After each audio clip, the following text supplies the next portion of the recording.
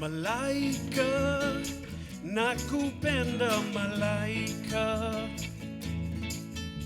Malaika, nakupenda malaika. Nami nifanyeye kigana mwenzio. Nashindwa na mali sina we, ningekuwa malaika. Nashindwa na mali sina we, ningekuwa malaika.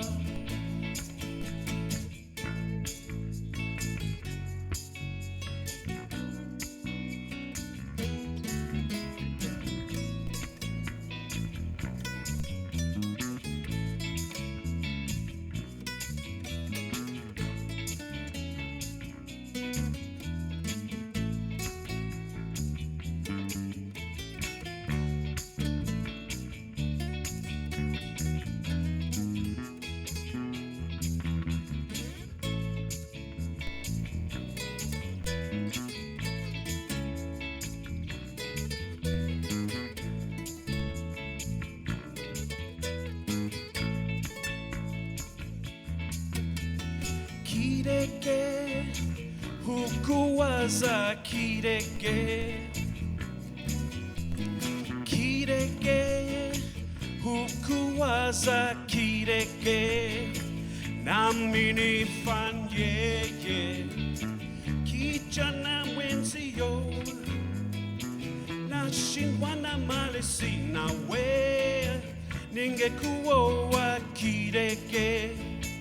Nashindwa na mali sina we, ningekuwa kireke.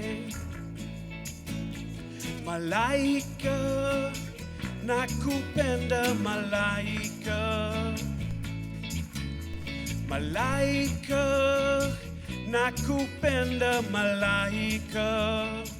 Nami nifanyeye kijana mwenzio.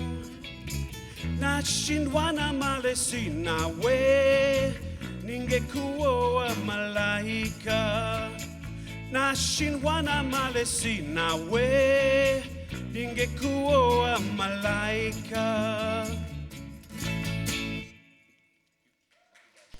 Welcome everyone to this celebration of the life of John Loxley. My name is Shauna McKinnon, and I'm humbled to have been asked by John's partner Aurelia and his children Salim, Camille, Rain and Matthew to be the MC today as we reflect on the amazing life of a man who did so much and has left us far too soon. The pandemic has made it difficult to gather physically in the way we would want and as John would have preferred, but John took the pandemic very seriously and he had adapted, attending Zoom meetings and Zoom pub visits with his family, his soccer mates, his Yellow Dog crew, and his North End friends and neighbors. And so we will adapt too. In addition to the small group that is physically present here today, live streaming has ensured that John's family and friends from around the world are able to join us to grieve, but also to celebrate John's life. John would be very pleased that we have found a way to be together. In the fall of 1992, I walked into a community meeting with a student friend. We weren't typical students. We were a bit older. My friend was a single mom, and we were stumbling through university life as so-called mature students. The social and economic injustice we were learning about was familiar to us, but mainly from real life rather than textbooks. We had heard about this relatively new activist social justice group called Choices, and we were curious. The room was filled with many smart, well-informed people that we did not know. We were intimidated. People spoke about important issues and upcoming actions. And at the end of the meeting, people hung around a bit. And although we felt a little bit uncomfortable, we did as well. A soft-spoken man with an English accent came over to greet us, and he invited us to join some of them for a pint at the old Union Center pub. So we did. It was a lively bunch of folks, passionate about social justice and fun-loving. That same man must have noticed we were feeling a bit out of place. He joined my friend and I at the end of the table, and he introduced himself as John Loxley. He made us feel welcome, and he encouraged us to get involved. That day is forever etched in my heart and mind, and I don't exaggerate when I say that it was life-changing. I became actively involved in choices, and I met many amazing people who I remain friends with today. And I continued to be engaged in social justice work. John later encouraged me to continue my studies and was one of my PhD advisors. John remained a dear friend, colleague, and mentor of mine and my partner Colin's until his death. John was brilliant for sure. His many accomplishments attest to that. But it was more how he used that brilliance to build a better world that has inspired so many of us. John was deeply principled. Among the attributes that I have most often heard people share about John include his fierce loyalty, his kindness, his compassion, humility, consideration of others, and unwavering commitment to building a more equitable world. He had a very big impact on more lives than we know.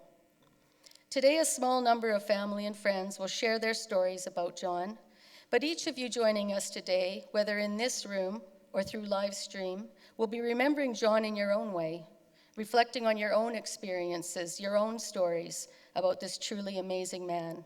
There are many, many stories. He was a rare soul who was deeply dedicated to his family, friends, colleagues, and students. As you will hear from the various speakers today, John somehow managed to make time for us all.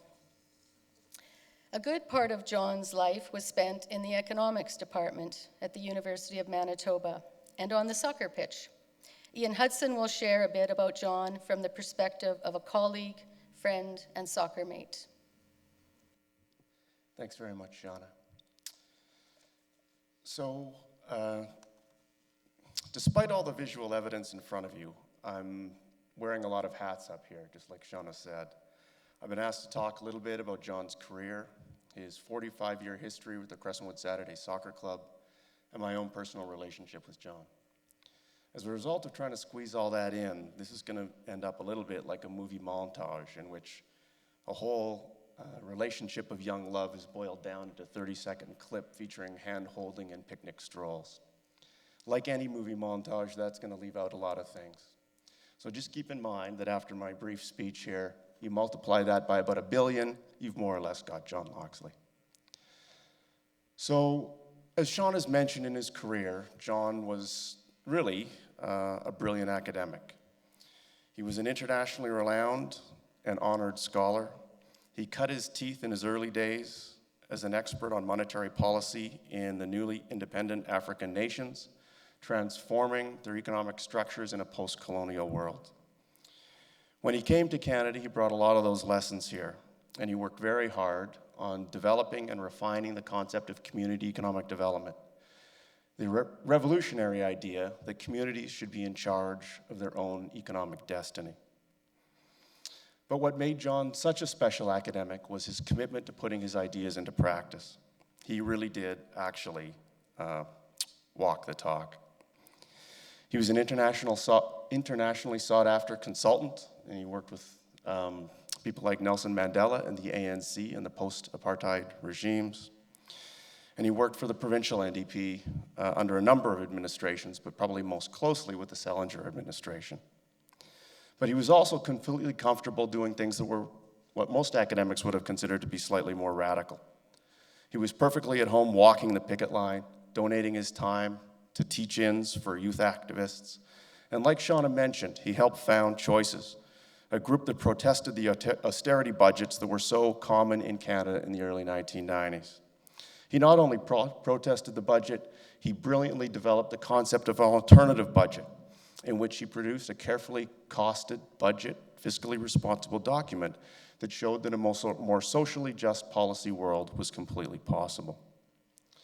When the local neighborhood co-op threatened to go under, John organized the community, he drew up the business plan, he rolled up his sleeves and picked up a paintbrush and made sure that Pollock's Hardware was reincarnated as a member-owned cooperative.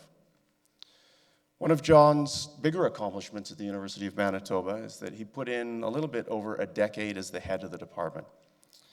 And under John's tenure as head, a fractured and divided department was transformed into a decade-long period of civility and unity. Largely, that was based on John's own example and his insistence that faculty members treat each other with respect and collegiality. even when they were often on very different sides of very important and fraught issues.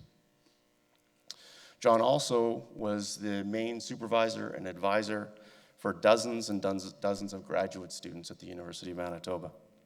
For those graduate students, John wasn't just an academic advisor. He was a fixer in the soprano style, but he used his powers for good instead of evil. When international graduate students arrived in a new country with no money, an intimidating workload, and courses that looked like a crushing burden, John would make sure that they had funding, he would invite them to his house for dinner, and he would make them feel welcome. When one graduate student showed up in John's office, absolutely understandably panicked because they were faced with a $3,000 dental bill for their infant child, John got that student signed up for the free University of Manitoba student dental plan, taking what seemed to be a crushing load off their shoulders. For most people, problems like this would have been A, I guess, beyond their ability, and B, kind of none of their concern for many academic advisors.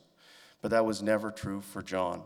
Nothing seemed beyond his ability, and he was so genuinely interested in helping that nothing was beyond his concern. When his students felt embattled, overwhelmed, and incapable, John made them feel that someone was in their corner fighting for them. He wanted them to succeed, and he believed in their abilities. In his academic life, John always took sides, and he always took the right one. He would take the side of those who were down, and he would stand against those who were keeping them down. One tribute to John said he was Canada's version of Robin Hood.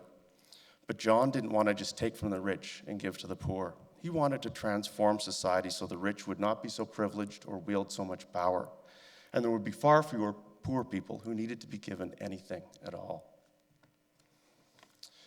In 1975, John helped found the Crescentwood Saturday Soccer Club. Currently number 3 in the 5th Division, but number 1 in everyone's hearts. Early Crescentwood players labored under the tragic delusion that bell-bottom jeans and no shirts were appropriate uniforms for a soccer club. And that lack of real understanding of the game really showed in some of the results. Lesser men would have taken the heavy defeats in individual games and the very low standing in the league table at the end of the year as a sign that things weren't going very well. But John, like he always does, never gave up. And like so many of John's projects, this is an underdog story that came good. And this was in no small part to John's own efforts. Player recruitment for Crescentwood was dramatically aided in no small part by John negotiating an unheard of post-game drinking deal at the now demolished Aberdeen Hotel that saw Crescentwood team members receive 3 free premium John Labatt Classics after each game. John's commitment to local development meant that he convinced Crescentwood to patronize a number of barely marginal local drinking establishments. One particularly memorable team wind-up, arranged by John at a North Main bar, featured a dessert of a half a canned peach filled with tinned tuna. Reviews on that dinner were a little bit mixed. Crescentwood is all about solidarity and togetherness, which John did so much to instill. Politically, he led a team boycott of a game against a rival squad, which was fielding workers that worked as scabs during a strike. He's offered employment and assistance to many younger members of Crescentwood. And generally, he's been a model of calm, kindness, and optimistic support to the team, whether it was during his days as a dashing winger or his more recent role as an astute manager. As was the case with Shauna, personally, John completely transformed my life. When I ditched what I thought was the mathematically obtuse discipline of economics, it was John's example that convinced me that it could be used as a force for good. He gave me my first real economics job way off in Tanzania. He convinced me to abandon my cushy cubicle at Agriculture Canada for the more impoverished path of an economic PhD student.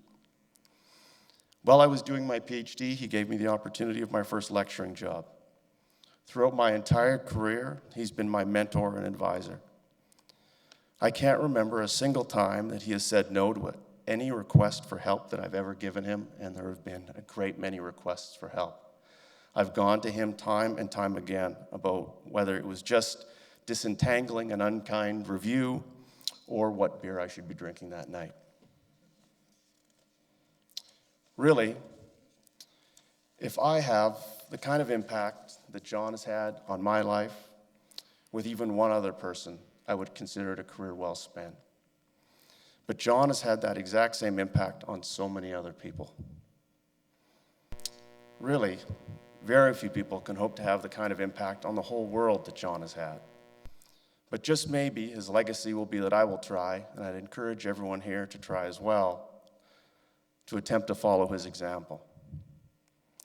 To choose the right side and fight for it with all that you've got. To treat those who deserve it with compassion, equality, and patience. To go out of our way to help those who need it, individually, collectively, and politically. In his community, for his family, for his friends, John always left it all on the field. Let's try to carry a little John Loxley in all of us. Thank you. Thanks, Ian. From what we know about John, it's not surprising that Nicole Rachat, who met John in the early 80s, would learn they had years earlier crossed paths on a picket line. Some 6 years later, Nicole would formally meet John when Nicole and a group of disability rights activists approached him to join them in gaining control of the board of what was then called the Society for Crippled Children and Adults. And through their involvement on the board of this organization, renamed the Society for Manitobans with Disabilities, Nicole and her partner Garry became fast friends with John and Aurelia. They have watched each other's children grow and have remained close friends. Nicole will share her memories of her and Jerry's longtime friend. Hello. Sort of like Ian, it was a challenge to try and put everything I'd want to say in a short period of time, so I'll try to do my best. But before I start my remembrance of John, my goodbye to my friend, my supporter, advisor, my always encouraging, challenging, and loving beer-drinking, cognac-sipping, late-night reminiscing, laughing friend, I want to thank Aurelia, Salim, Camille, Raina, and Matthew for inviting me to share my memories, my love for John, with all of you. I love you guys. You, as John was, are family. My heart aches for you, and my heart aches with you. My wish is that the memories and the love that will be shared here today will bring some comfort, perhaps a few smiles, and wrap you all in a great, big, loving virtual hug. I've struggled with how to do justice to John. He was a man who touched so many lives. He was humble, unassuming, and always encouraged and enabled everyone whose path crossed him, including my own. To undertake challenges, to leave our comfort zone, because he believed that we could, and he let us know that we could. So how did our life together start? Although it seems that John has been a part of our life forever, it's not quite true. I'm a little older than 37. Although John and I were both employed with the province of Manitoba in the 70s, John at the Secretariat, me in a department trying to implement affirmative action for you younger people, that's employment equity, within government departments. And as Shauna mentioned, we had been on some picket lines together. We didn't actually meet until 1983. At least I think it was 83. Although the exact date might not be accurate, the exact reason for why we met and where we met, I know I've got down pat. The where was a downtown Winnipeg boardroom, followed by a lengthy meeting at the old Union Centre pub. Pubs have always been a part of John's life, of our lives, and it is always where you can have great conversations with a wide variety of people while having a beer or two.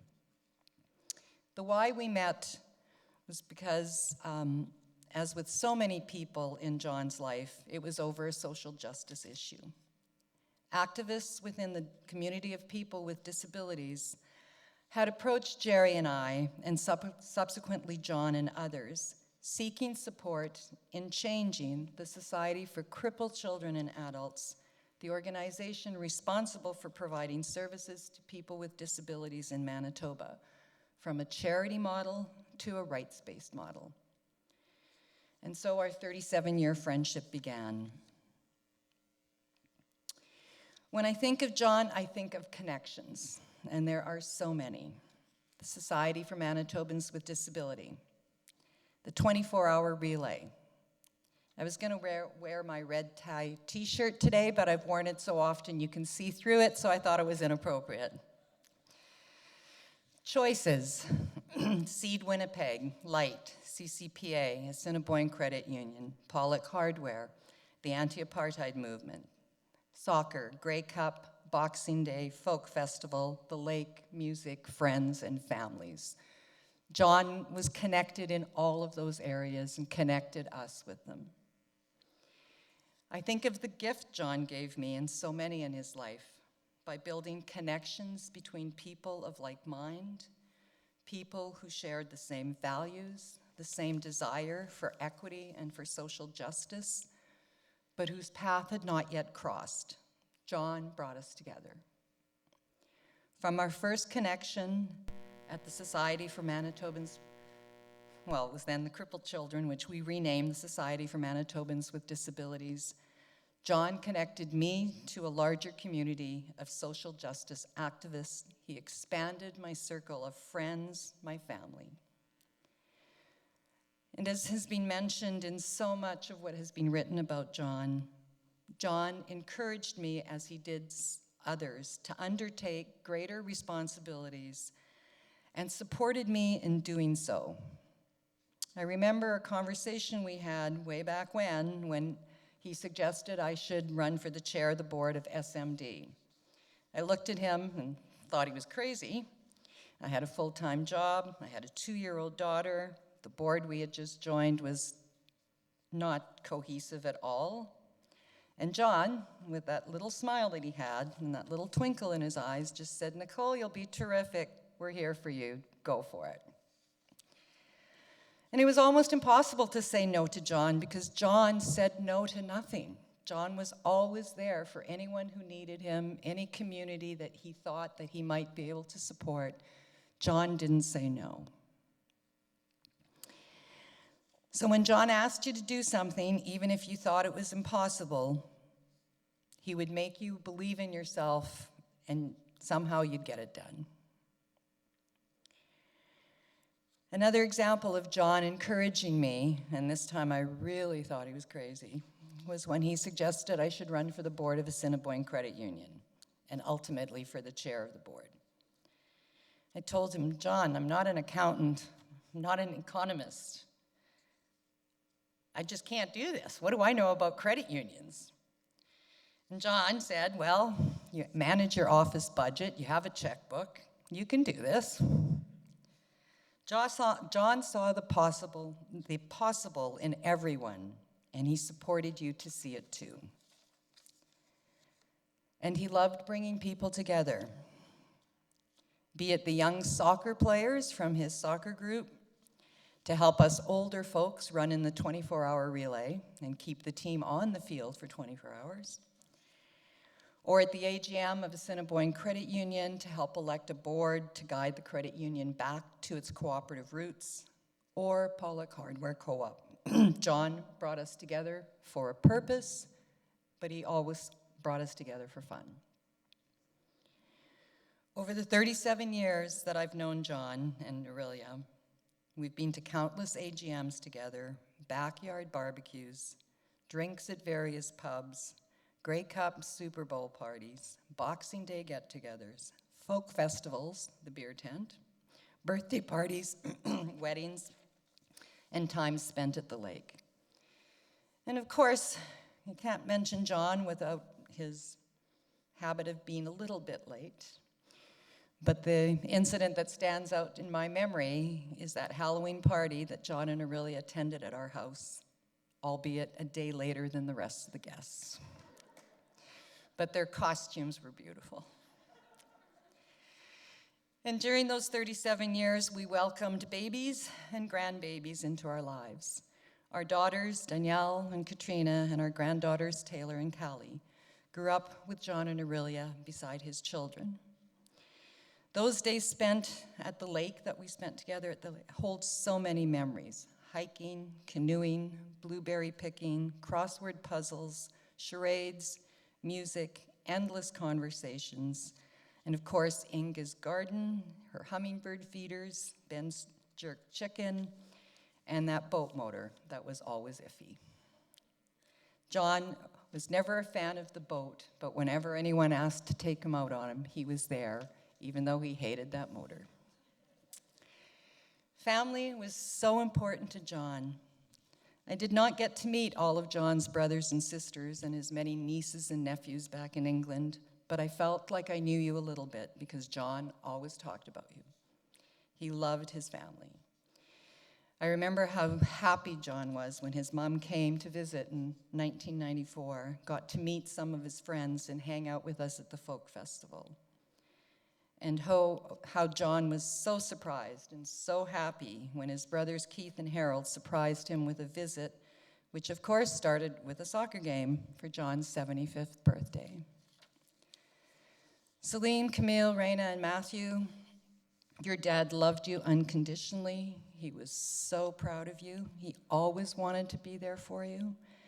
And even in those rare occasions when you drove him a little crazy and to the ends of frustration, he always had your back.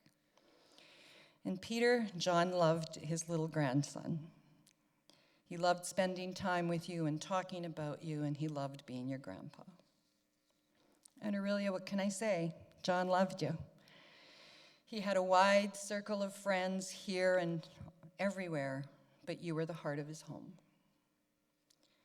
John, although you left us far too soon, you and the contribution you made near and far live on in all of us. In closing, when I think of John, I'm reminded of a song by a folk festival singer, a folk singer out of Australia by the name of Judy Small. The song is called One Voice in the Crowd. John was often that one voice in the crowd that made us realize, in his humble way, that individually we may only be one brick in the wall, one drop in the ocean, but together we can swell the tide for change. Thank you, John, for being my friend. Aurelia, Salim, Camille, Raina, Matthew, your extended family, thank you for sharing John with us, for being part of our family. We love you. Thank you.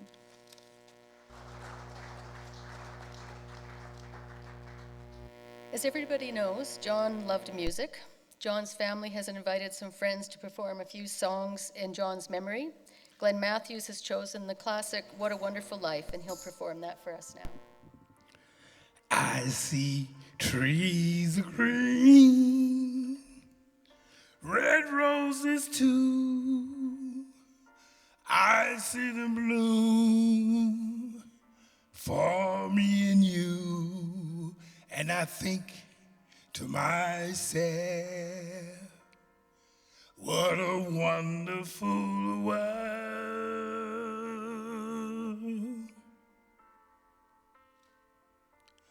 I see skies of blue and clouds of white, the bright blessed day, dark sacred night, and I think to myself,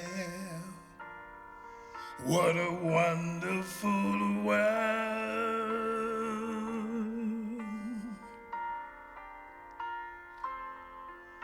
The colors of the rainbow, so pretty in the sky, are also on the faces of people going by.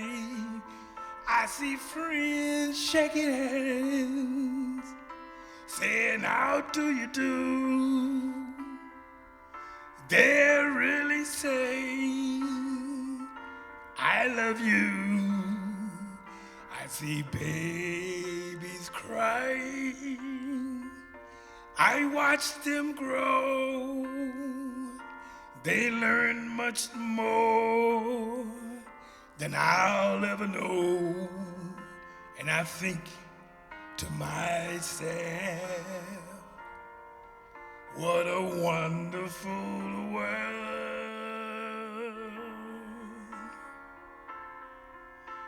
Yeah, I think to myself, what a wonderful world.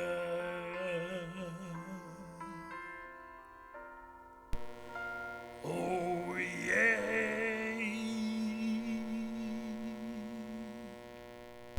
John's commitment to Indigenous rights dates back to his groundbreaking work on the Great Northern Plan in the 1970s. In the 1990s, he was called upon to contribute to the Royal Commission on Aboriginal Peoples. He's since continued his work with Indigenous groups through a variety of projects. An economist and renowned scholar, John always respected different disciplines and forms of knowledge.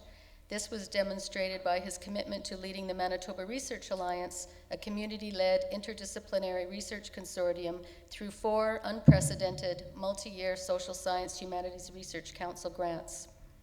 The latest successful application was announced just a few months before his passing, which will allow us to continue this important work in his name.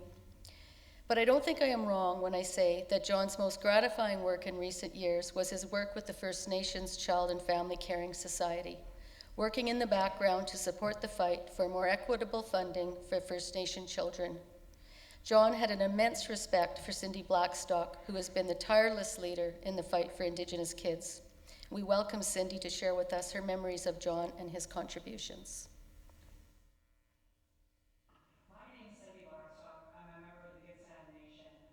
The Executive Director of the First Nations Child and Family Caring Society, where I work with a team of wonderful people and a lot of bears. I first met John Loxley about 17 years ago. We were looking for an economist to cost out the dramatic inequalities faced by First Nations kids. We didn't know who we could reach out to, but a wonderful man named Fred Ween introduced us to John. And this is his report.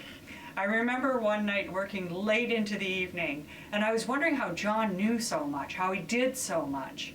And then finally, I learned his secret. I asked him how he was getting along on the inflation calculations. He held the phone away from him. And then I heard this, "Raina, how are the inflation calculations coming?" And then his secret was out. Not only was he a brilliant mind, but he was raising brilliant kids with a compassionate heart too. So Spirit Bear and I are here at the Human Rights Museum, just across the road from the Canadian Human Rights Tribunal, where John Loxley was an expert witness. When the Government of Canada challenged him on his calculations with the Wande report, they found out their expert, KPMG, came within 0.012% of John's calculations. So we filed the KPMG report on the side of the kids. Just another example of how John's academic brilliance was contributing to human rights. We're here by the Royal Society of Canada, where in 2005, John Loxley was admitted as a fellow. I didn't even know what the Royal Society was when he was admitted. I just knew it was a super big deal. And when I looked into it, sure enough, it was another example of his peers recognizing his great work. So we're here at the British Embassy. And of course, the British Embassy was involved in a lot of colonial activity in Canada. But one of their greatest exports was John Loxley, who used his economic knowledge, his fairness, his sense of compassion to decolonize Canada. So for that, we're thankful. And to all of his family in the UK, thank you for raising such an extraordinary man. I knew that discrimination against people, breaking treaties, breaking your promises, really wasn't the Canadian way. And so he stood up for what was best about human dignity. And he wasn't afraid to challenge Canada to do better when it knew better. Now we're here in front of the building of the Australian Embassy, and we know that one of John's daughters is living in that great country, along with the Aboriginal and Torres Strait Islander people. So we just wanted to acknowledge you and send our love to you, and we can't wait till one day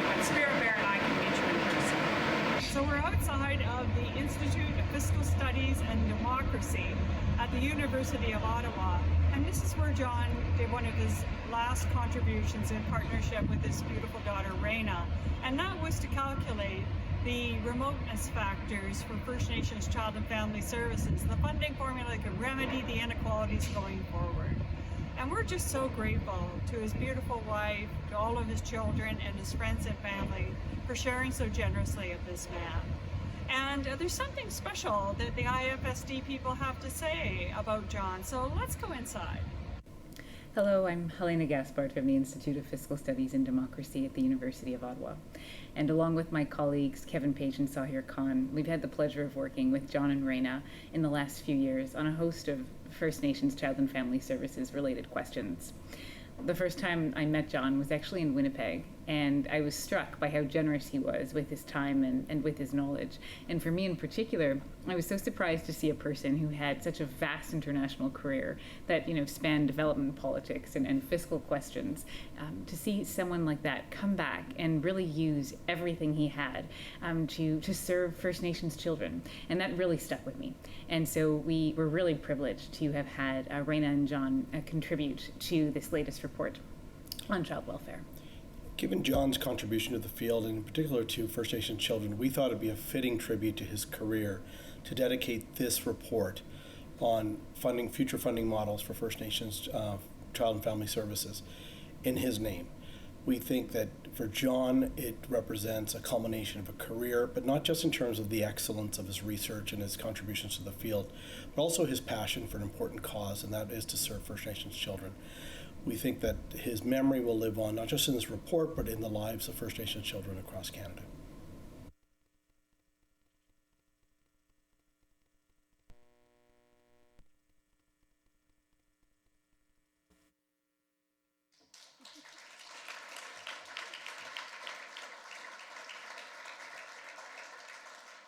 That was great. I can't really tell because of the masks, but I think there were a lot of smiles in the room, and that was, we got to watch Spirit Bear. John used his talents for the greater good, both inside and out of government, as we can see. He came to Manitoba in the 70s to work for the Manitoba government, and he was later an advisor to subsequent NDP governments. John was a member of the Manitoba Hydro Board and believed strongly in the importance of the public utility. In 2014, John was asked by Premier Greg Selinger to lead his advisory council on poverty, education, and citizenship. I was fortunate to have been a member of that council and witnessed how John could skillfully maneuver through the bureaucracy and the political landscape to get things done. Before working with Greg Selinger in government, John and Greg worked together on the First Choices CCPA alternative federal budget. Greg Selinger will share his memories of John and his many contributions. It's an honor to be here today with all of you.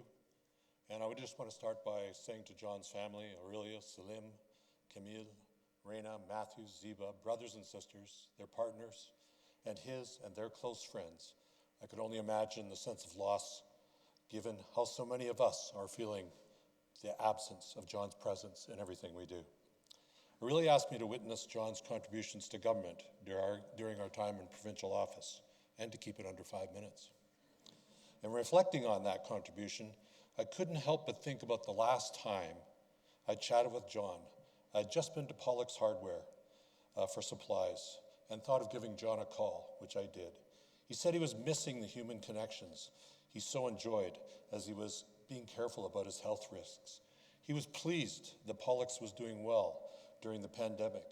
And as I thought about today, his leadership in working with others to save the store seemed to me an example of how he contributed to government policy. John believed that government needed to support local communities and their initiatives as viable alternatives into what larger corporations destroy as they concentrate services in ever larger systems. Today that continues, that concentration, with ever larger systems that are now magnified by technology, and that is when we think of Amazon. It was a small role the government played by providing a cooperative development tax credit to co-op social enterprises so they could attract investment and reduce their financial risks. But it helped back up the enormous energy John, Raina, and his family and neighbors put into the store. I give this as an example of what John saw as the role of government, helping to create local jobs and services owned by the community. As a child in a large family living in social housing in Sheffield, England, he fully acknowledged the benefits and privileges he gained by the policies put in place to alleviate the enormous sacrifices and suffering after the Great Depression and the Second World War. These policies are recently written about by Pete Hudson, focused on the role of government to provide freedom from want with social security programs, surely topical today. Freedom from squalor, again, an issue as we look at how to provide affordable housing integrated into our neighborhoods for those cut out of the market. Freedom from idleness, also central to how we challenge the notion that employment has to have a certain level of unemployment for economic efficiency. After the Second World War, the commitment was to full employment for everybody. Freedom from ignorance, which means provision of universal, safe, and affordable education at all levels, including universities and colleges, with a focus on equity to ensure that the most vulnerable are not left behind by structural and systemic barriers such as racism and the digital divide. And freedom from disease, which speaks to our publicly administered and financed healthcare system, but also how to prevent illnesses through protecting our living environment and addressing the climate crisis so that we don't get cancers and other chronic diseases that put us all at risk. He knew that evidence showed these types of policies had worked in the post-war period while reducing the debt as a portion of the overall economy. They were viable, they were responsible. So what did John, role did he play in government as he applied his values of social justice, of caring and compassion to advancing solutions that were evidence-based and fiscally viable? He said they had to be attuned to the times, and that was the key, not to replicate the past, but to build the future. John's role here was to work on the Premier's Council on Education and Poverty and Citizenship, to work with a diverse group of citizens, those normally left out of policy making, to listen and assist in translating their concerns into government action. Supported by co-chairs Doris Young and Brian Postal, he championed the long-standing issue of the vast overrepresentation of Indigenous children in care, with Ian Ross, Ruben Gorang, and Carolyn Lepke. He brought in Cindy Blackstock, as we've heard, to encourage action. The Manitoba government adopted Jordan's principle, still not fully implemented, not to reduce services to people on reserve to the children and families that needed them. Legislation was brought forward on Indigenous customary care, families looking after members of their family, but was held back by the opposition. All the recommendations of the Truth and Reconciliation Commission were adopted unanimously by the legislature. The government financed the new Masters of Social Work based in Indigenous Knowledges degree at the University of Manitoba. These measures were not enough, even as they moved in the right direction. John brought the voices of the committee and the people that were on it into the heart of government, where the enormous credibility that he had influenced many, many recommendations to the Policy Committee of Cabinet. He did more as a Hydro board member, backing partnerships with Indigenous people, jobs, training, and reconciliation over hydro development, doing it in a new way. I even have an unconfirmed story that John played a role in supporting government to expand accessible indoor soccer facilities throughout Winnipeg. In particular, he backed a gigantic indoor facility that stands on Leela Avenue in North Winnipeg. So what about John the person? Tom Sims said it best. John practiced kindness in everything that he did. He did it quietly and often anonymously. He touched people's lives with acts of kindness that were a balm to their identities and their health. He practiced forgiveness for the mistakes that we all make.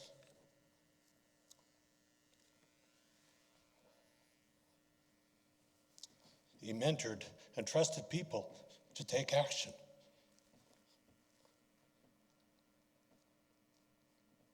committed to learning and teaching others about how to budget for a better future.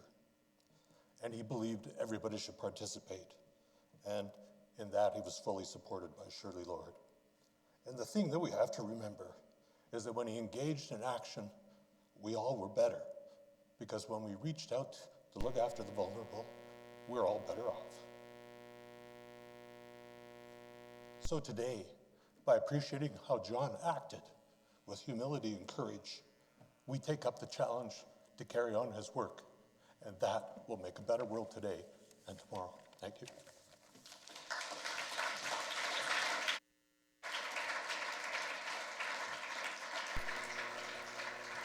Thank you, Greg, for speaking so much heart. I'm happy now to invite Don Hurst and his daughter Katie, and they're going to sing a song, and I'm going to let them introduce it. John loved to have fun. I had lots of fun with John over the years, in addition to being a student and a longtime friend. And bear with me. He loved to sing, and he loved music, as you've heard some beautiful music this afternoon.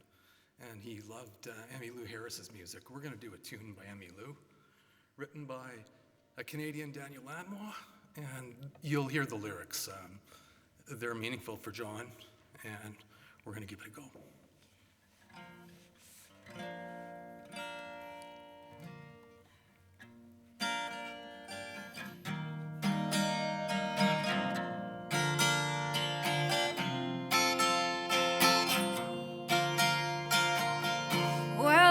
The double shift in a bookstore on St. Clair, while he pushed the burning ingots into fasto sinking air, where the truth bites and stings. I remember just what we were as the noon bell rings for Black Hawk and the white-winged dove. Hold on to your aching heart. I'll wipe the liquor from your lips. A small-town hero never dies. He fades a bit and then he slips down into the blast furnace in the heat of the open heart. The punch clock he remembers, Black Hawk, white-winged dove. I remember your leather boots pointing up into the sky. We fell down to our knees over there where the grass grew high. Love hunters in the night, our faces turned into the wind. Black Hawk, where are you now? Black Hawk and the white-winged dove. We were Black Hawk and the white-winged dove. We were Black Hawk and the white-winged dove. Do you still have the ring I gave you on the banks of Lake Black Bear, where I felt certain that I knew you? My cool and distant debonair. Now we drink at Liberty Station another cup of muscatel, wrapped in the strong arms of the Union, raising kids from raising hell. I remember your leather boots pointing up into the sky. We fell down to our knees over where the grass grew high. Love hunters in the night, our faces turn into the wind. Black Hawk, where are you now? Black Hawk with the white-winged dove. We were Black Hawk and the white-winged dove. We were Black Hawk and the white-winged dove. We were Black Hawk and the white-winged dove. We were Black Hawk and the white-winged dove.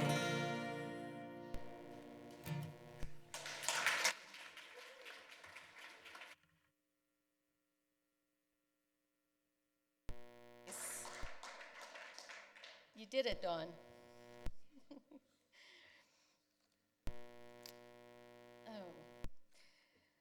Love of Africa was in John's heart and life for over 5 decades. As a young graduate, he joined other progressives in Tanzania's early days of independence and Ujamaa policies.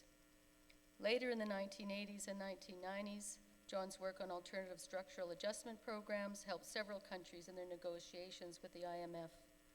In the last 2 decades, he worked with the African Capacity Building Foundation and the African Economic Research Consortium. The respect for and reception of John's work started during his time living in Tanzania from 1965 to 1975, some key formative years. As throughout his whole life, the friendships he formed then stayed strong and continued. 3 friends and colleagues who he first met in Tanzania, John Saul, Issa Sivji, and Peter Lawrence, offer some reflections. I'm privileged to be able to say a few words about John, my good friend since we first met in Tanzania in 1968. We had the same doctoral supervisor at Leeds, Walter Newlin, who, when I chose to do my field work in Tanzania, told me to contact John. We became good friends. After my return to Leeds to write my thesis and before I could get to chapter 2, John, now in the University of Dar es Salaam Economics Department, wrote to ask me to apply for a lectureship as they were trying to hire like-minded economists sympathetic to Nyerere Ujamaa socialist vision. So thanks to John, I returned to Tanzania. These were exciting times in a country that attracted and shaped the lives of many academics and policymakers from around the world who wanted to support Tanzania's socialist development and some who didn't.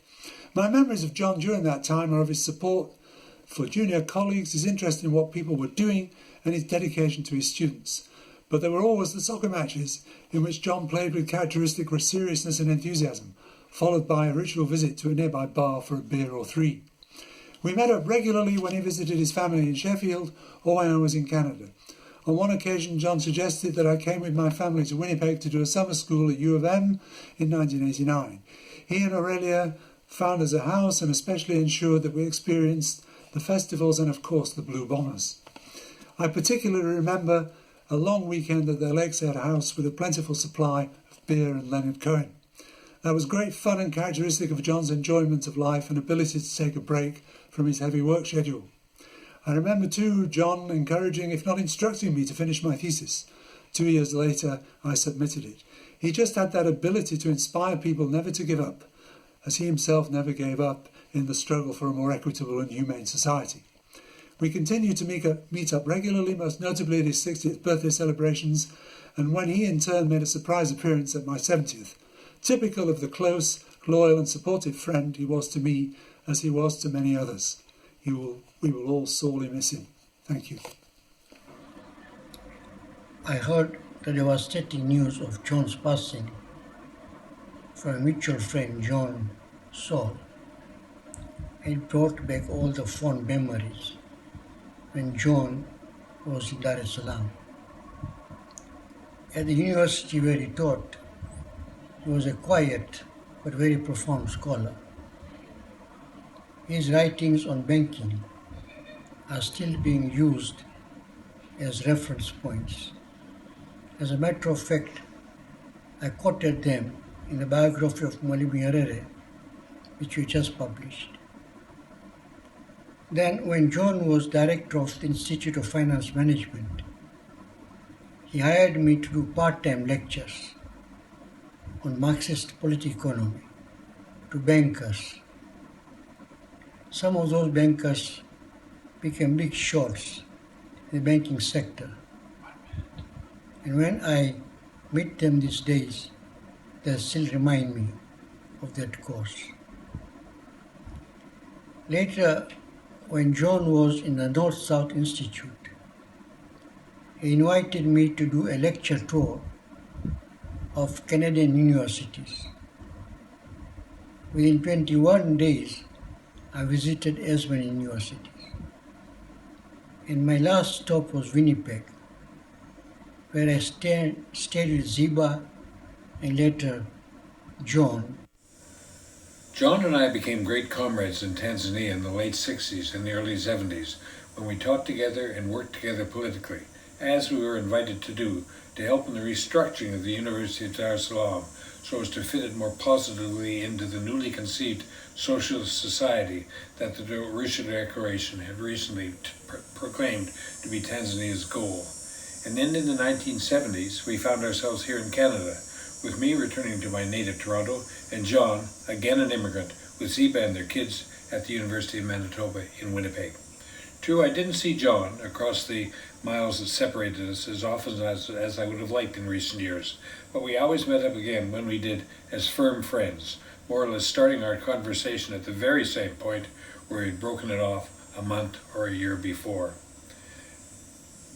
And I continued to learn from him and to admire him, and this perhaps for one reason in particular, which I'll attempt to spell out briefly.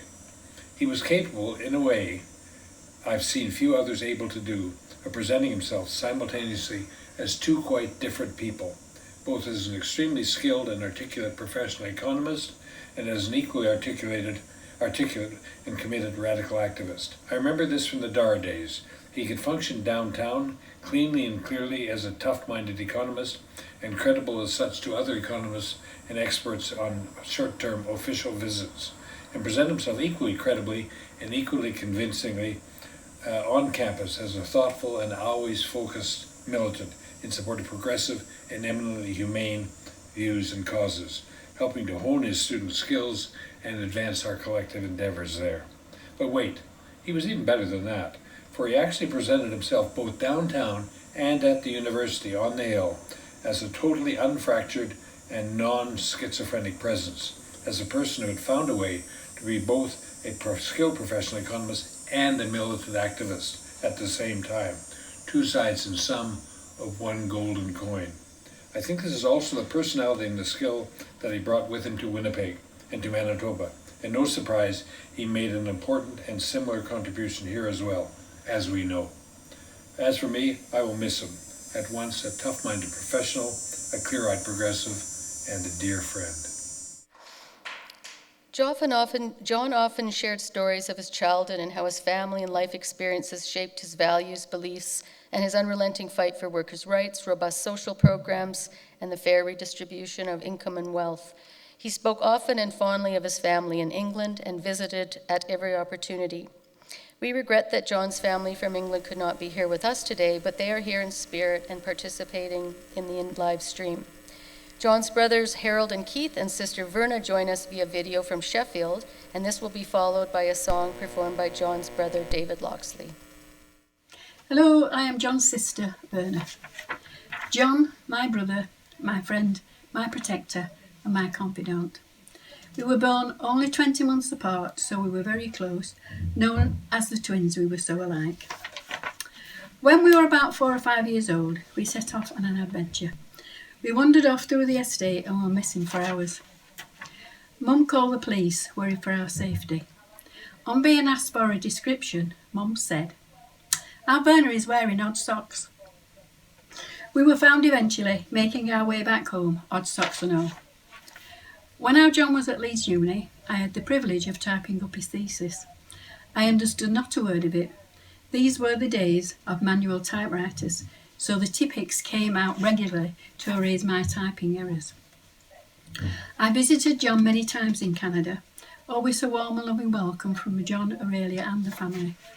I have such memories of visits to the lakes, to the forks, canoeing, swimming, collecting blueberries with my mum, visiting Ziba, listening to the loons, watching shooting stars, worrying about the bears and dancing with John to his favourite music. He even took me to see Bob Dylan. After our mum died, John stayed with me on his many visits. He always arrived with a gift, handmade from the recent country he had visited, and many times minus his luggage, which usually caught up with him a few days later. Oh, how I loved to ring my brothers and sisters and say, "Our John is coming next week. We're having a get-together here next Saturday. Carol, can you bring us a chocolate cake?" Everyone turned up, bearing a plate of goodies, and the world was perfect. Our John was here. It's hard to believe I won't ever be saying that again. All I can say to everyone, especially you young ones, is to take up his mantle and make this world a better place. Love you, John. I've been asked to say a few words for my brothers and sisters who felt they couldn't face the camera. John was born in the middle of the family. Firstly, our eldest sister Mavis. Thank you, John, for always being so kind and loving throughout your life. The next from Anne Loxley, who was married to our oldest brother Brian, who sadly died 3 years ago. John was a wonderful, inspirational man who throughout his life worked so hard to make the world a better place for so many people. We are all so proud of him and dearly loved him. From our sister Carol, the one with the delicious chocolate cakes, and her husband Stuart, we treasure the memories of our time with John in Canada, from blueberry pancakes to rodeos. Nothing was too much trouble. That was the kind of brother he was, so dearly loved. And now our youngest sister Christine, who visited our John in Africa as a teenager, and her husband David. Really fond memories of my time in Africa with Mum and brother David. I am very proud to have had a brother like John. And lastly, our youngest brother David, the handsome one. John, you were my big brother, who showed me the world, which has been so instrumental in shaping my thoughts and values. Thank you so much for everything you've taught me and done for me throughout my life. So that's all our thoughts of John from Sheffield. It's a great privilege to join with you all to remember John, to share what he meant to us. There's been an avalanche of obituaries detailing his achievements throughout his life, from the time he left the family home to go to university. Through this small window of time, I want to remember the man we, his siblings, knew from an early age. John, as most, was conditioned by the environment he was brought up in. In the middle of the 1930s, my parents and the two eldest siblings were rehoused by the Socialist Council from the smoky, noise-ridden city centre to new low-density housing built on farmland. The properties had bathrooms with hot water and inside lavatories, so no more trips to the public baths or down the yard to the loo. To those fortunate enough to be offered a move, it must have felt like utopia. However, the new builds had only one reception room plus a kitchen. With such a large family, the only place John could find space and quiet to do his homework, and also mine occasionally, was on the stairs. On passing his 11 plus, he was offered a scholarship to the elite King Edward VII Grammar School. It was a fee-paying establishment, primarily for the kids of the rich industrialists. Many of the staff merely tolerated the council estate boys. John learned early how unequal life was for the working class folks such as us. In spite of achieving high grades in his final exams, his leaving report was so bad that the London School of Economics wouldn't touch him. However, Professor Newlin offered him a place at Leeds University, saying, "John, no one can be as bad as your report suggests." He didn't disappoint, reading for his degree and leaving for East Africa at 20, to be awarded his PhD at 24. John never forgot his family and Sheffield, never missing an important family occasion and phoning home regularly. Poignantly, we spoke a few hours before he fell ill. Wherever he was, he would send for Mum, and she and most of his siblings, including myself, enjoyed holidays in Canada. I was indeed a guest player for his beloved Crescentwood soccer team. On growing up, we had little by way of material possessions, but were taught to respect others and never look down on those less fortunate, whilst not being cowed by those with privilege. John espoused those ideals all his life, and his supreme empathy for those less fortunate was there for all to see. His death has been a great shock for the Sheffield Loxleys, so how greater a shock it must have been for Aurelia and his beloved family. Our prayers and thoughts are with you all today as we remember John, a wonderful brother and a giant of a man. May he rest in peace. My brother John was 3 years older than me. My friends at school were very jealous of the fact that I had an older brother who could help me with my Latin homework. Even though he always had a lot of schoolwork to do himself, he was very patient and always found the time to help me if ever I needed it. There are many stories I could tell about our teenage years, our time as Boy Scouts or the football teams we played for, but perhaps my fondest memory of John was the time we spent together in the summer of 1963. He was 20 and had just finished his degree course at Leeds University. He came back home to Sheffield and got a holiday job working for a commercial cleaning and painting company.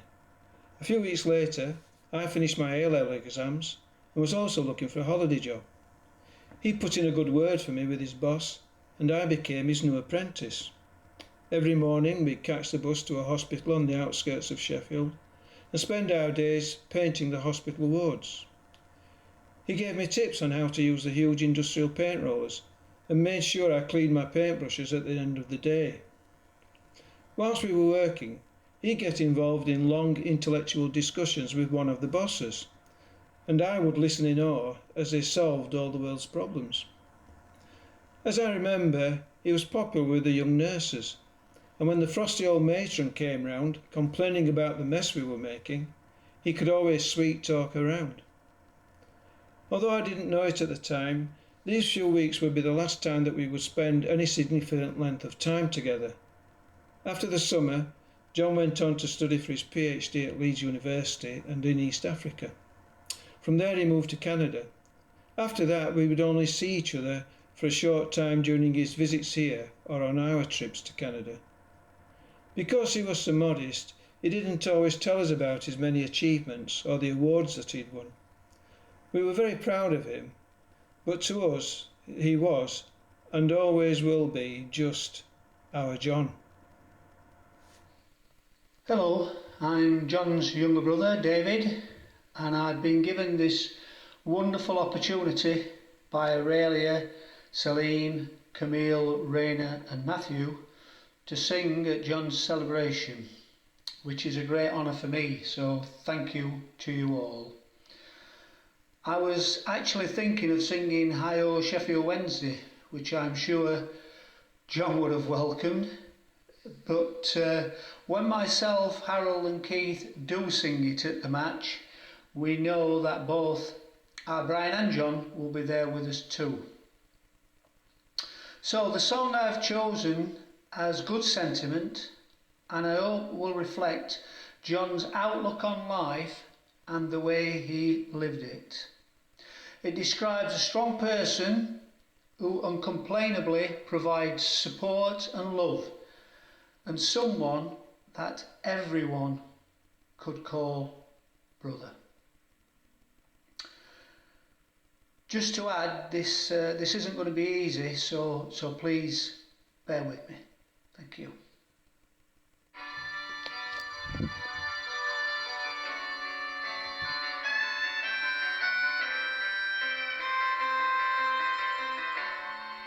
The road is long with many winding turns that leads us to knows where, who knows where. But I'm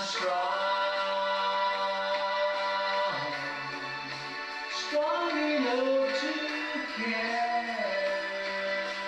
you. He ain't heavy, he's my brother. So on we go. His welfare is my concern.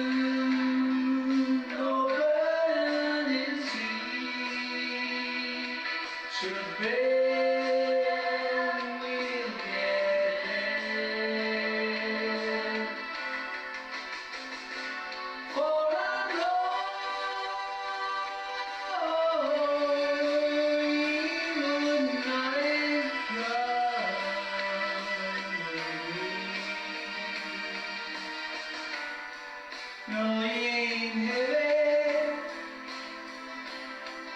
my brother. If I lay at home, I'll lay with sadness that everyone's heart isn't filled with the gladness of love for one another.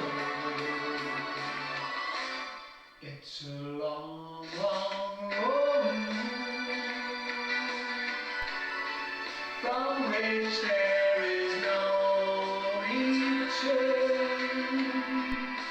While we're on the way to live, why not share? And alone doesn't weigh me down at all.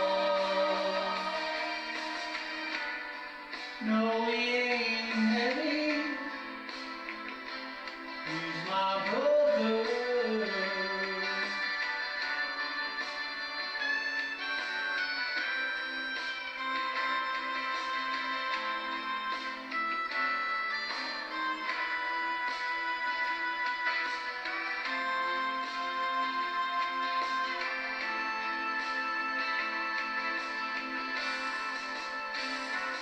He's my brother. Yes, he's my brother. And he ain't heavy.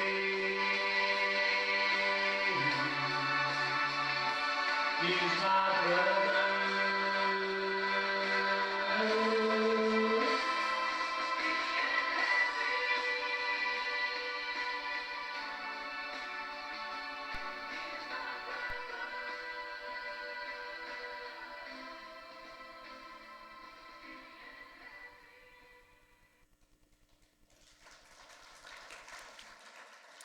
Thank you. It was great to hear the family from Sheffield. And now we go to Brisbane. John adored his grandson Peter, as Nicole has already said. I recall last fall John clearing his calendar so that he could fly to Australia to attend Peter's 6th year graduation.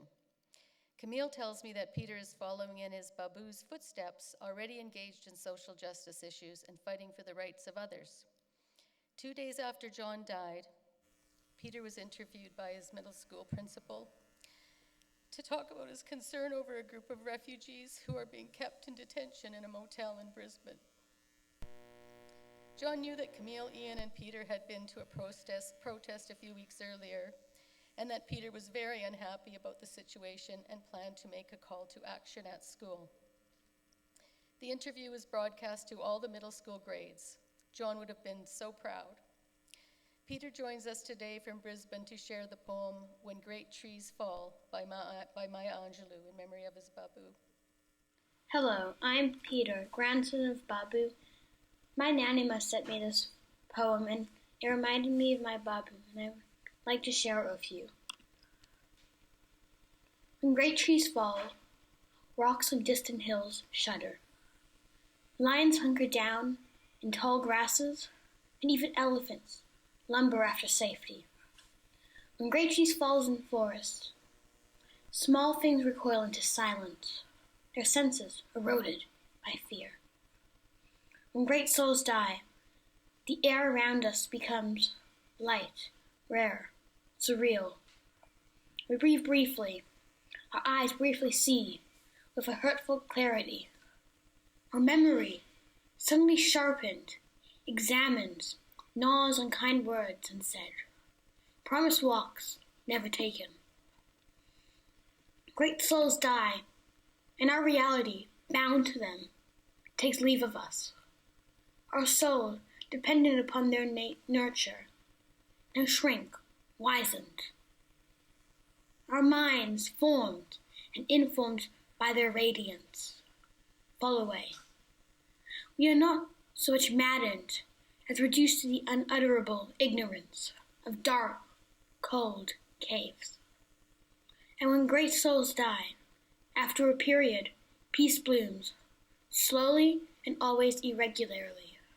Space fills with a kind of soothing electric vibration. Our senses, restored, never to be the same, whisper to us, they existed. They existed. We can be and be better, for they existed. I love you, Babu, and I miss you.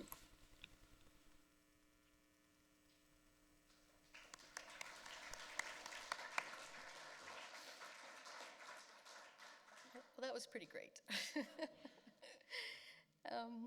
In 1995, a group of Choices activists from Winnipeg, led by John Loxley, spent a few days in Ottawa as we worked with people across the country to prepare the first alternative federal budget.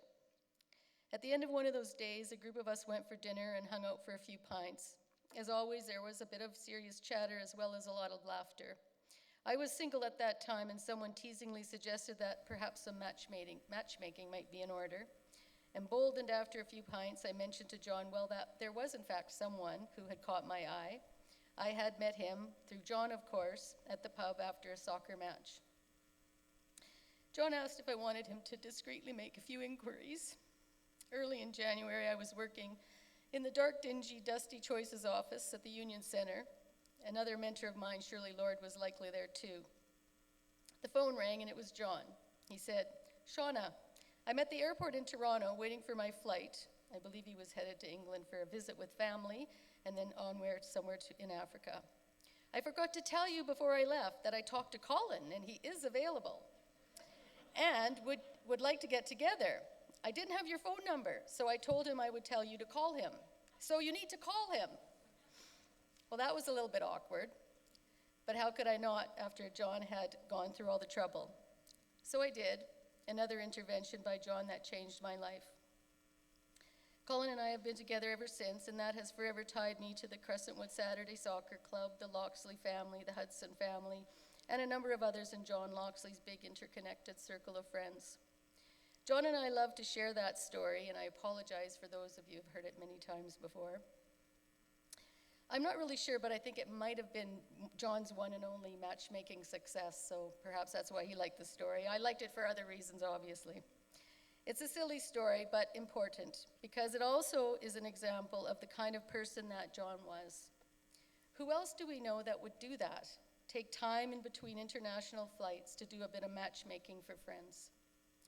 In many ways, John was like family to Colin and I. We often turned to him for support and guidance, and we loved spending time with him and his family. After meeting John, Raina and Matthew were the first members of the Loxley clan that I met. John would often bring them along to community meetings. It was impossible not to fall in love with the precocious preschooler Raina and the sweet, quiet Matthew. It's been so much fun to watch them grow into such amazing adults. John would often duck out of our Friday pub visits to the Yellow Dog, Matthew. He would say, gotta go, having dinner with my boy. Sometime along the way, I met Aurelia, Salim, Camille, Ian, Peter, and Ziba. Although we didn't get to see Salim, Camille, Ian, and Peter often, we would see them from time to time when in town at a soccer game or at our winter snow bowl event or at the Hudson caroling party. John was just so proud of his kids and his grandson. So as difficult as it's going to be for you all to narrow it down, John's children will now share with us some of their fondest memories of their father. Dad, Babu, John. This is how my dad always signed anything he sent to me. You wouldn't be wrong to think he was having an identity crisis. But really, the signature illustrates the many faces of John that we all knew and loved. John was how Ian, my husband, knew him. They spent many visits discussing politics, economics, and all the fun stuff. Out together in a pub, they acted like two children in a candy store, amazed at all the varieties of beer and wanting to try them all. They usually did. Babu was what my son Peter called him. I think my dad always thought he was too young to be a grandfather. Every birthday saw him turning 38. Johnism. This was always surprising, as I myself never aged beyond 27. My dad was proud of Peter. He was interested in what he was studying at school, the music he was playing, and what kept his mind active. Peter was so happy and proud to have Babu here in December to take part in his Year 6 graduation celebration. But the side I will touch on is Dad. My dad. I didn't grow up living with my dad. I was a few blocks away with my mom, and this was something he always regretted. But almost every Sunday saw me at Bannerman with him cooking up some pork-related dish. I'd said once that I liked pork, and so he made pork for every dish. He then progressed to tasty yet always experimental veggie dishes as my dietary needs changed. At times he succeeded, others, He always loved trying to find things I could eat.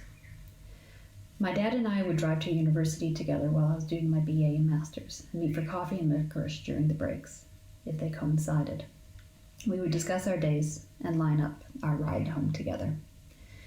At short notice, my dad ensured that I was able to seize the opportunity to move to London to pursue my master's, and he came to visit Salim and I regularly while we were there. Once I left Winnipeg, upon my visits home, I would be affectionately referred to as the other one, another Johnism, just in case people confuse me with Raina. He would always be at the airport to pick me up, and I always look forward to seeing him at the end of the escalator. My dad would regularly receive calls from me. In recent years, these would take place during my walks to work, with me describing an event at work I wanted to talk through, or struggling with some social injustice taking place in Australia, of which there are many. He would listen, say a few words, usually the right ones, then tell me he loved me. Easy. Although we were physically on opposite ends of the planet, he never seemed too far away. My dad and I didn't always see eye to eye. You could say some of our moral views didn't always align. I am more black and white, while he has many shades of gray. Despite a multitude of beer coasters at the Yellow Dog, we agreed to disagree. I actually think he liked that I challenged him on things and even got a kick out of it. As a family, we'd been having weekly Zoom calls with the COVID lockdown first started, and every weekend it was with much glee we would all participate in some crazy organized show planned by one of us. We shared much laughter during these calls. I'm just sorry we didn't have a last one. My dad has left a large hole in this family, one that will be very hard to fill. For the Loxley kids, he was the axis around which we all pivoted. He was our rock. But I know he has imparted in us beliefs, values, and strength that will get us through this. I love you, Dad.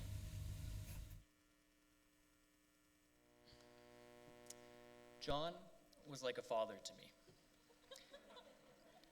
We loved him so much, and he loved us. And with love comes teasing. We'd often give him a hard time, and I don't think he would have wanted it any other way. He really took this teasing in stride and had a repertoire of phrases he would respond with, such as, "Oh, you're so hard on your dad," or simply, "Peace off!" And in special occasions, "Oh, brother, take my advice, never have kids," which was always directed at either us, his kids, or someone in our company that already had kids and could commiserate in his pain. Dad was great at fixing things. Whenever we had a problem, he always made you feel better about it. With a few words, he made your problem manageable, something you could overcome. This got me through a lot of things in life, both big and small. For example, when I decided I wanted to switch out of my high school philosophy class, he encouraged me to try economics. He taught me an entire year's worth of economics on a drive down to a soccer tournament in Minneapolis, so I wouldn't be behind. Unfortunately, I fell asleep partway through this lesson. He was not impressed. Dad was a really patient person, and despite our best efforts to drive him crazy, he still had a lot of patience for us. He once drove me all the way out to Brandon so I could take a driving test, which I promptly failed. And yet, he was not in the slightest bit upset. About one of the only things he didn't have patience for were technical issues when trying to watch a soccer game. It was probably one of the few times I've ever seen him frustrated. On Saturday morning, I would get a soft knock on my door. My dad would peek his head in and say, "Sorry for waking you, Matthew, but the bloody TV isn't working again." After fixing the issue, he would say, "Hey, that's my boy." and then proceed to fall asleep before the half was over. What this taught me was that there are very few things in life that are really worth getting upset about. As John would say, don't sweat the small stuff. Now, not all technology was as challenging as TV programming, and our John adopted the use of emojis in recent years, which really improved his communication skills. Every Friday, I would get a text message around 4 o'clock from my dad. It would read, "John, what are you up to?" I would respond, "Just at work, Dad, you?" John would reply with, "At dog emoji," which clearly meant he was at the Yellow Dog Tavern, one of his favorite spots. Dad was also very generous with his time and gave a lot of time to us kids. He drove us to school every day growing up and continued to drive me to work quite often over the past 2 years after I moved back to Winnipeg, which became a bit of a moral dilemma considering I work at a climate research center. During these rides, we would talk about our upcoming day, problems we were struggling with, or listen to the collection of CDs he kept in the car. Dad would listen to all sorts of music, but he gave me a real appreciation for, as John would call it, a bit of hurtin' music. And some other obscure stuff, such as Tom Waits' "What's He Building in There?" One of his favorite lyrics, which he got a good kick out of, goes, "Drop kick me, Jesus, through the goalposts of life." That's a lot of good hurtin' music. Dad also gave me an appreciation for soccer. He would attend all my games growing up and continued to when I joined his team, Crescentwood Saturday, full-time. John passed down his jersey to me when he retired from playing. The unorthodox number 1, a number normally reserved for goalies, which I can't seem to recall my dad nor I ever playing, at least with any sort of success. It was always reassuring to see him on the sidelines while playing and knowing he would be there when I was coming off for a sub or at the end of the game. Going to Crescentwood games together were some of the best moments. As Dad would say, don't live on regrets. And I don't think he did. He'd often say after doing something nice for one of us kids, "Do I look after you or what?" And we would respond, "Yes, Dad." "And will the record show?" "Yes, Dad, the record will show." And I would say the record shows. I love you, Dad.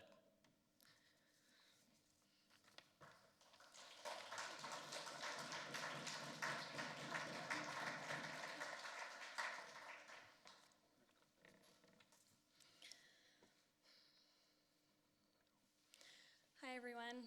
Thank you all for being here. For those of you who don't know me, I'm the other one, John's daughter, Raina. My dad was my best friend and has influenced almost everything I've done in life. It feels impossible to think of all the ways he's shaped us kids, but I'll try to share a few examples. Growing up, my dad coached my soccer team for many years. If you've heard me call him John in public before, that's why. He always claimed it was to be fair to the other players, but really, it was because he never replied to Dad on the field. Like all of us kids, my dad would drive me to soccer several times a week, picking up other players along the way. This gave us a lot of time to talk. For several weeks, as we drove to soccer together at about age 10, I thought I had solved all the world's problems. I convincingly told my dad that the world should just abolish money, because then nobody would struggle to have enough money. He patiently challenged me, asked me all the tough questions, making me defend my answers, articulate my points, and think things through. He could have probably told me that the barter system already existed, but instead, he let me work through that one on my own. Imagine my surprise in first-year economics. As with most dilemmas, he talked you through them, but let you come to your own conclusions. John taught us to think critically, respectfully defend our opinions, but also to shut up and listen sometimes. Looking back, it's moments like these where John passed on his love for learning. He was always keen to try something new, like a small engine repair course or trying to learn Ojibwe. A few years later, my provincial soccer coach asked John to be our team manager. Being a nationally qualified coach, I don't know that John realized this was not the English version of a team manager. John ended up collecting fees, washing laundry, and organizing jerseys for a full year. Not to mention spending 12 plus hours on Greyhound buses with 25 screaming 15-year-old girls. But he did it with much patience and very few complaints. No job was beneath him. And he did get to help coach, clearly the reason he had been asked. This was just one way that John showed up for anything and everything we needed, in big ways and in many, many small ways that now feel very big. Last fall, I worked on Leah Kazan's election campaign, and with about 12 hours notice, we decided we needed to stuff over 2,000 envelopes to send out by the next morning. With such short notice, I called John. John persuaded my mom, Sue Hudson convinced Pete, and the four of them were joined by some other lifelong ND peers. They stuffed envelopes late into the evening while belting out union tunes. We tried not to take that as their threat to strike, them being so clearly overworked and underpaid. I worked on 2 election campaigns last year. John taught me to show up for what I believe in and put in the work to make the changes I want to see happen, regardless of the task. He lived this through all the jobs he did and the visions he made happen. Starting a co-op at Pollux is no small example. I guess I inherited his love of co-ops too. My dad and I did a lot of traveling together. I counted the other day, and I think we've been to 26 countries. As kids somehow managed to convince John to spend his sabbaticals working in the coolest places we could think of, often taking long road trips. John was a great driver, but not necessarily the best navigator. We'd often end up lost in some dingy back lane, much to our annoyance. John would gleefully turn to us and throw out another Johnism. Do I show you the world, or do I show you the world? He did, in fact, show us the world. And now I have a serious love for back lanes. It truly taught me to appreciate where I am in the moment, the people that I'm with, and to see the beauty in the world. John always felt it was the people that made the place. He was able to connect with literally everyone. Recently, John came to Toronto along with Matthew and 4 of my good friends from Winnipeg for my 30th birthday. He showed up to the party, tore up the dance floor with my friends he had just met, and stayed out well past the time most of the 30-year-olds were in bed. By 10 a.m. the next morning, when I called him to come for breakfast, he casually mentioned he'd been working since 8 a.m. and was busy watching soccer. My friends, of course, were still fast asleep. When I questioned how on earth he had managed that, I got the classic John reply, "Does the bear piss in the woods?" It was standard that he had done more by the time I woke up than most people do in a day. I think the real answer, though, was that John always woke up in a good mood. He always insisted you start the day right, and would literally make you go back to bed and wake up on the right side of it if you woke up in a bad mood. This was especially tough for some of us non-early risers. We went out a few more times that weekend, including one night at the Communist Daughter, my Toronto equivalent of the Dog. John passed on his love of having a favorite pub and bringing friends together over a pint. I have no idea how we'll manage without him, but I know he has taught us to treat everyone with dignity, fight for what we believe in, make good friends, laugh often, drink good beer, and maybe leave the world a better place. I love you, Dad.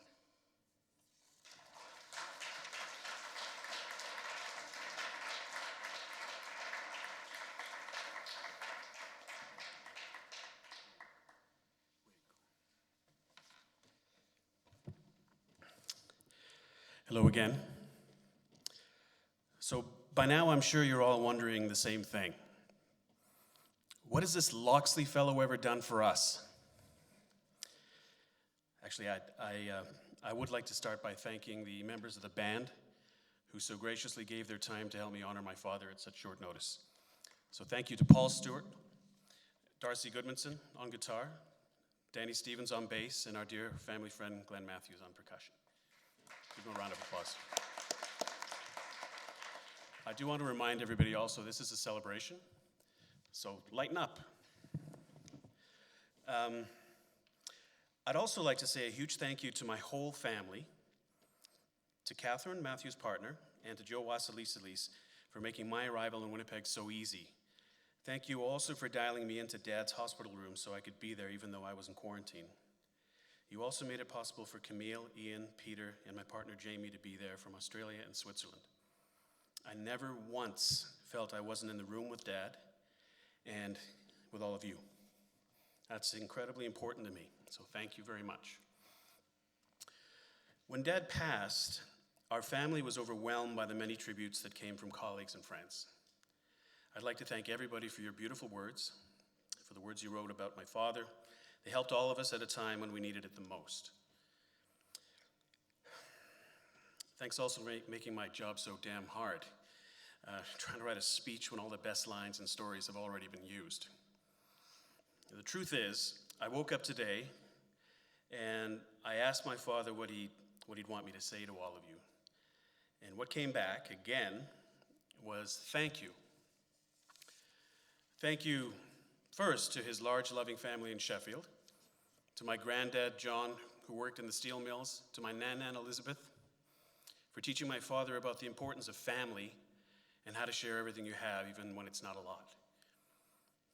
To never forget where you're from, to visit family as often as you can, and to call home every week. My father would probably also want to thank those who fought to pass the UK Education Act of 1944, although I'm sure he chid them for not going far enough. Because of the Education Act, at the age of 11, my father was given the opportunity to take a placement test, which he passed, and which gave him, and others like him, the opportunity to make their way in the world.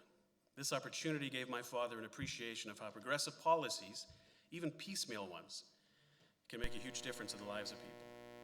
It also landed him in a fancy grammar school where he learned how a working class kid can be treated by poncy folks who want him to know his place. That experience made him a fighter. My dad's upbringing and the opportunities he had gave him a very clear idea about what he wanted to do with his life, and we've heard all about this today. I know my father would also want to thank all of his friends and colleagues, those who worked with him, who played soccer with him, and who joined him in the pub.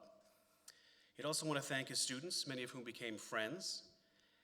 And as he said in his speech last year, you've all been vital parts of his existence and the reason why he was so happy. I think we all know that if he were here, he'd be so embarrassed about the fuss being made about him that he'd probably slip out the door and head to the nearest pub. And that's why I'm going to leave it here. We'll meet you all tonight at the pub from 6 p.m. onward. Thank you very much.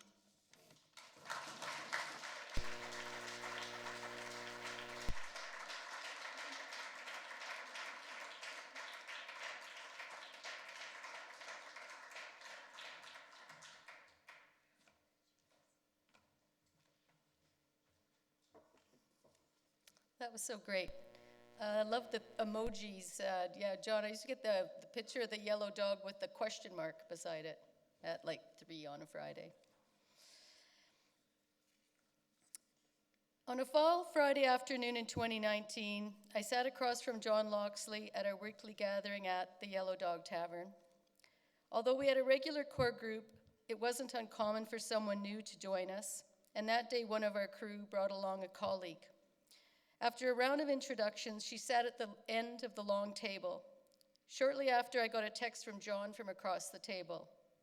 "Shauna," he said, "the woman at the end of the table is not being included in the conversation. Can you go and talk to her?" I gave him the nod from across the table and moved on down to engage with her, just as John had done with me and my friend many, many years earlier. I'm sure John didn't give that much thought, as he did probably not give it much thought when he had done it with me in 1992. I didn't really give it much thought until recently either. It's just who John was. John has left us, as people have said, with so many gifts, from the smallest acts of kindness to showing us by his example that we should never give up on the fight for justice. He reminded us to remain loyal to our friends, family, and the colleagues who shared our progressive values, to be unwavering in our commitment to justice, and to get engaged in creating the world we want to see, and to always, always chat with the person at the end of the table who might be feeling left out. So, John, yes, we are sad, but we are strong, just like your legacy. You have inspired many, many tireless scholars and activists who will continue your work. But we will also promise to be sure to take the time to enjoy a bit of fun and friendship, and a pint or two while we are doing the work that needs doing. Before we end today, I'd like to invite Aurelia, John's partner, up to say some final words and to say a poem. I woke up in the night about 3 weeks ago, and some thoughts going around in circles, and so I wrote them down. To John from Aurelia. I will miss quiet mornings, late nights when all is done, an instant understanding, a look that says, I know. I will miss sharing our memories, filling in the memories for each other, having you there to run things by, handing you the phone or a piece of paper and saying, here, you deal with it. Knowing you would always have the latest football standings or the cost of living index or a compound interest rate formula, or know what the kids were up to. Knowing you would do it if I didn't get around to it. Shepherd's pie or hash anytime I wanted. Crossword puzzles, we always got them when we did them together. You had the words I didn't have, and vice versa. You were my witness for every day of my life for 39 years. There are so many big things, but it is the immeasurable small things that I am already missing the most. I agreed to come up here mostly so that I could thank everybody. I'd like to thank everyone who has joined us in this celebration for John. Thank you very much to Shauna for the fabulous job of bringing us through this together. On behalf of Salim, Camille, Raina, and Matthew, I want to tell you, as Salim has already mentioned, that the beautiful tributes that have been written, the ones that were given here this afternoon, the messages and all the support have been very sustaining. Lovely remembrances of John. Thank you deeply for your friendship over all the years. And I have a final message from the kids. For those in Winnipeg, there is beer and music to remember John at the beer can this evening at 220 Main Street after 6 p.m. Drop by for a short period and sing a few songs. There will be an open mic to share songs, memories, or lead a karaoke sing-along. Instruments are welcome. But all COVID regulations and restrictions apply.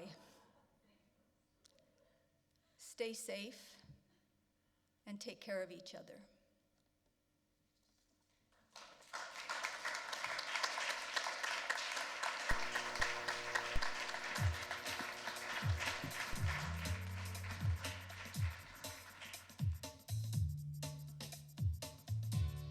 I can see clearly now the rain is gone. I can see all obstacles in my way. Gone are the dark clouds that made me blind. It's gonna be a bright, bright, sunshiny day. It's gonna be a bright, bright, sunshiny day. Oh yes, I can make it now, the pain is gone. All of the bad feelings have disappeared. Here is the rainbow I've been praying for. gonna be a bright, bright, sunshiny day.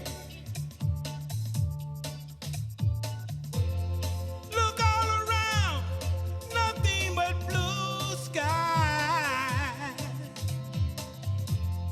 Look straight ahead, nothing but blue sky.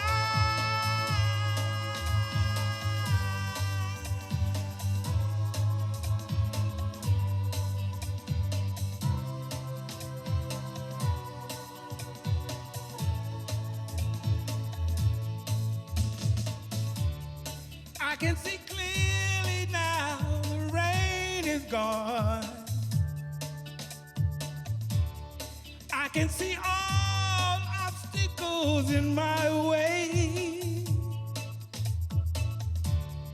Here's the rainbow I've been praying for. It's gonna be a bright, bright, sunshiny day.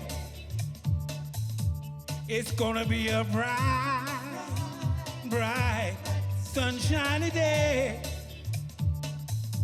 It's gonna be a bright, bright, sunshiny day.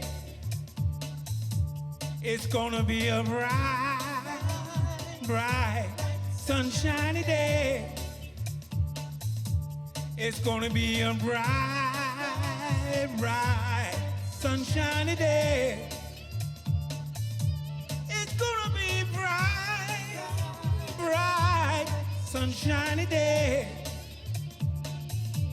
It's gonna be bright, bright, sunshiny day.